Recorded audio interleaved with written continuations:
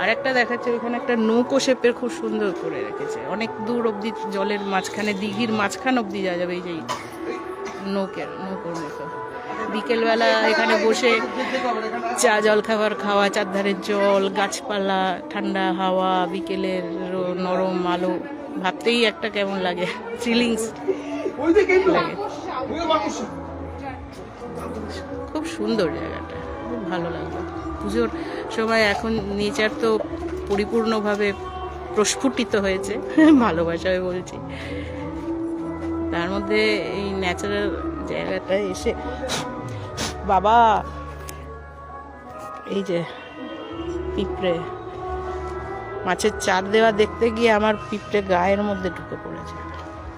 ঠিক আছে, এখনকার মতো তাহলে